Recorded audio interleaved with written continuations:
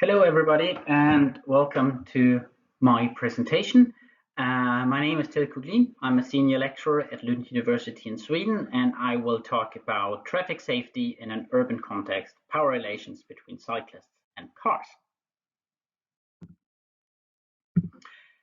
Much has been written about urban development and urban transport. I mean, we basically all know the literature on gentrification, for example, on large-scale urban development projects and urban planning, on urban transport in terms of how to make transport more sustainable and stuff like that. So there's a bunch of literature about that. And there's a huge theoretical knowledge of power and power relations developed by different researchers such as Lux, Foucault, Allen, Bourdieu. So there's a bunch of knowledge on a theoretical level about power and power relations. And there's a lot of research on traffic safety and traffic safety in urban area. And here, for example, you can read about from Christa Udén or Ralf Rissa or Runa Elvig. They have done tremendous work on traffic safety, also in terms of traffic safety for vulnerable road users. So we do have a lot of literature. However, there has been little connection between power relations and traffic safety. And there has been very little connections between urban motorized traffic, cycling, traffic safety, and power relations.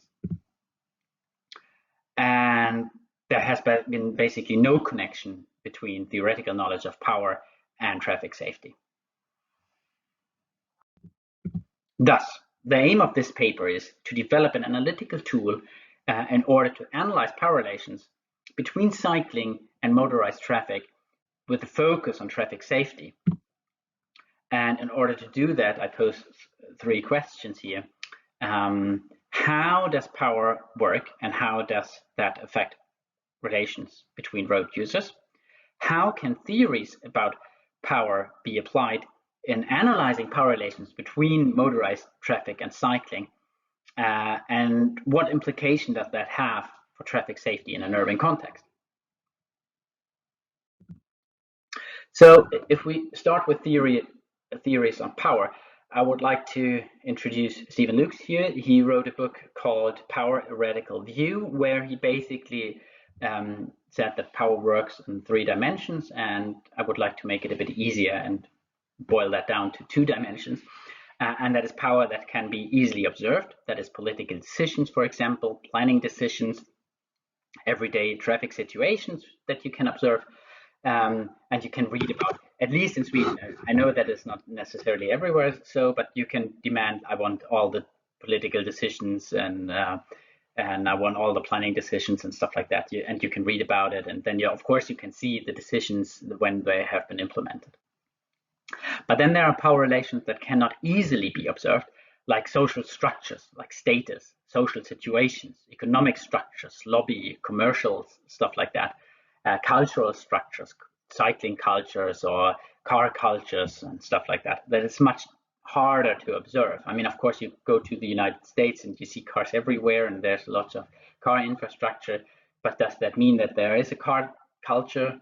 Does that mean that Copenhagen has a cycling culture?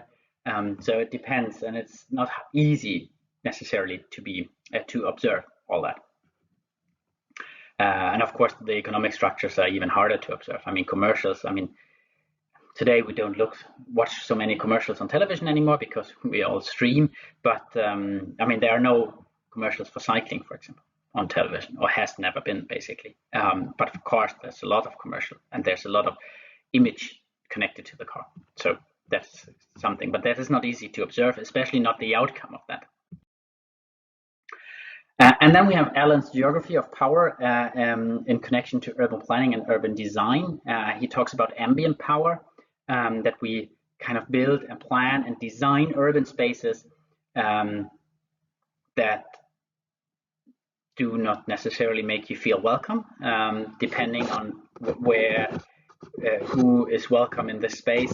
He analyzed the Potsdamer Platz in Berlin, where there are no barriers to go into the Sony Center, but of course, you either feel welcome or not. And So this is something that power works through time and space, not necessarily by force, and cannot be owned, of course, but it excludes people.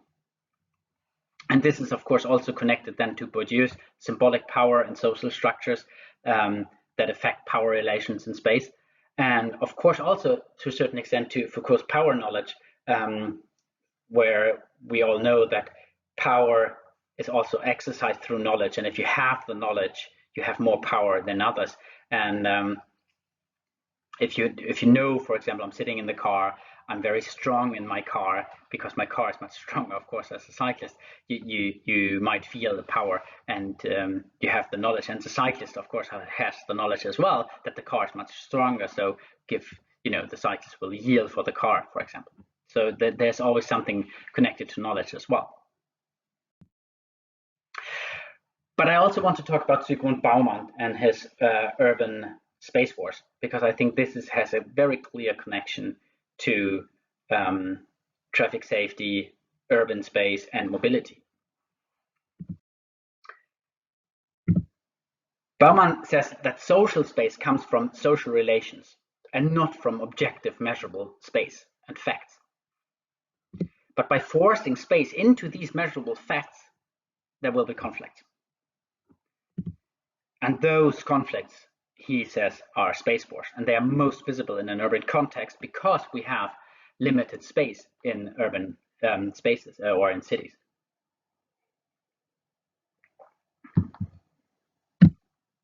So they're basically, as Bauman says, daily battles over urban space, and there's a clear connection to mobility and to cycling and to traffic safety as well. So what he says is not just the question of measuring the space objectively presented a problem, however. Before it may come to measuring, one needs first to have a clear notion of what is there to be measured. So in that sense, what is there to be measured? We have cars, we have cyclists. How can we measure? We measure the car. The cars are like this big and they need this much space. Cyclists are much smaller. They don't need so much space. So we measure the space and say the street has to be this big and the cycle track has been this big, has to be this big. And so this is kind of like the notion you have when you measure space objectively, which is of course not. There's no objective measurement of space, of course. So he says most power is exercised by the unit closest to the source of other units, uncertainty. The manipulation of uncertainty is essential. It is the primary stake in the struggle over power, for power and influence inside every structured totality.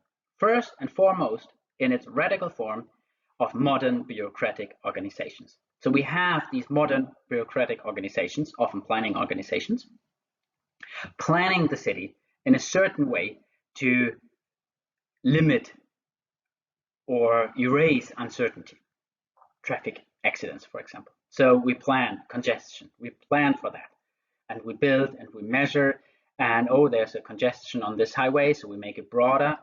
That will of course lead to more congestion, we know that. Then we build it even broader and more congestion will arise, but this is like the logic behind it.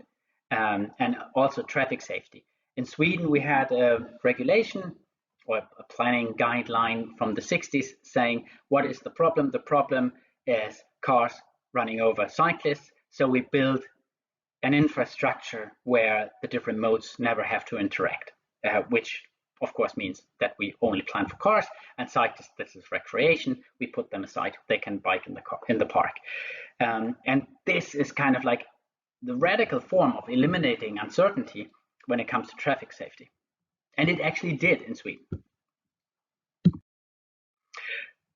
So Bauman goes on saying urban territory becomes the battlefield of continuous space war, sometimes erupting into public spectacle of inner city riots, ritual skirmishes with the police, the occasional forays of soccer crowds, but waged daily just beneath the surface of the publicized official version of the routine urban order. And the routine urban order is the streets of cars. There might be bicycle tracks or lanes. That is for cyclists. Cyclists they have nothing to do on the street. So if they are there and they not even wear a helmet and they die, that's tough luck for them, but it's their fault. And there are these kind of conflicts always waging just beneath the surface. So, connection to traffic safety, and I will give you some empirical evidence. Physical power has an impact, of course, on power relations between motorized road users and cyclists. In accidents between motorized road users and cyclists are, of course, the ones who get seriously injured or killed. And this is a kind of power that can be observed in observations, for example. But there's also something when it comes to social structures of power and commercial planning, of course. I mean, we design cities for speed for the car, basically. Maybe not anymore, we're starting to change that, but there's the streets of cars. And the streets are designed for cars to go fast. And the cars are designed to be safe. But, I mean, if you get hit by an SUV as a pedestrian or as a cyclist, that is not so nice. But of course, an SUV is very safe for the people inside them. So you have all these connections to power, to Baumans space wars, to the feeling of urban space, if you are welcome or not, for example, to social structures and all of that. But what I think is actually one of the most important aspects here, especially when it comes to traffic safety, that is speed, because speed has an impact on power relations between the road users. And of course, speed has a tremendous impact on if you get seriously injured or killed in a traffic situation. If you get hit by a car going 50 kilometers per hour, I think the risk of you being killed is kind of 95%. If it goes down to 30, the risk is much, much lower. And the lower the speed, the lower the risk. So what has been shown in research, though, is that cyclists actually give way to motorized road users much more when the motorized road users drive with higher speeds. So if there's a zebra crossing, for example, or somewhere where the cyclists actually have the right to go over, they stop because of the high speed of the cars. And that means, of course, the higher the speed, the more power does motorized traffic has over cyclists. And theoretically, this can be analyzed in connection then to these urban space wars, to the feeling of how space is perceived by the cyclists. And as Krista Hudén said, there are social structures of the high-speed society. We live in a high-speed society. We should go faster and faster and faster. And that, of course, also means that the cars are going faster and faster and faster. I mean, 60, 70 years ago, the cars were much, much slower than today. So the cars are getting faster and faster and faster, even though I think there's only one country in the world where you can drive as fast as you want, and that is Germany, on the highway, not all the highways, but that's the general idea. And if you want to change that, you will interfere with the Germans' freedom, of course, going as fast as you want to, killing people. So that is a kind of freedom I don't really think is necessary, but yes, that is how it is in Germany. So speed is very important here, both in terms of traffic safety, but also how power is perceived, and how cyclists perceive public space.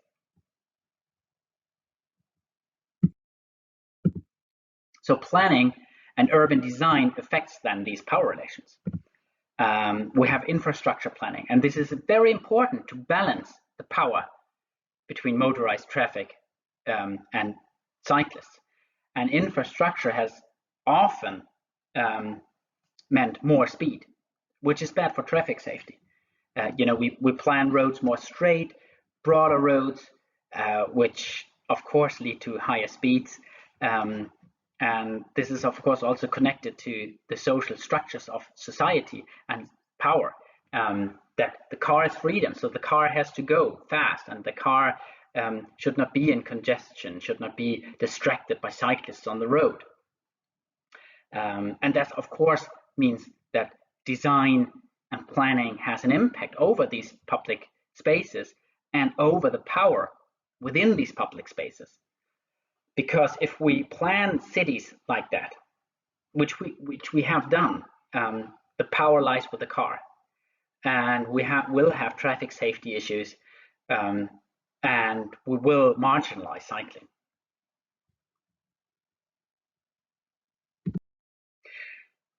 So, to conclude, in order to get a broader and different picture of traffic safety, classical theories of power can be applied, and lead to a broader analysis of traffic safety and power, because we take in the whole societal issue and the whole societal social power perspective. And of course, different aspects influence the power relations between the different road users, and between the different modes of transport. So we have especially the speed, and the origin of the traffic safety problem is often connected to these social structures of power. I mean, of course, they are connected to physical space as well, but how do we plan the physical space? How do we implement physical space? That has all to do with social structures of power. And of course, planning has an impact on traffic safety, and can make it either good or bad. And I think there need much more studies about that fact, that how planning and urban design influences traffic safety of cyclists, and not only the actual traffic safety, but also the feeling of being safe in space and the feeling of being welcome in this space or not. So symbols and design and planning, of course, creates then power relations that most often grant more power to motorized traffic, unfortunately. And bad cycling infrastructure planning and design can lead to space wars and conflicts and traffic safety issues. And cycling safety is, of course, directly and indirectly connected to planning and design and infrastructure. Because if you have designed a city in a certain way, you will not be safe as a cyclist, especially if you don't wear a helmet, which has nothing to do with safety, because the most cycling safety countries in the world, like the Netherlands or Denmark, they don't use the cycle helmet as much because they have a better infrastructure. So what I think is needed is a new right to the city.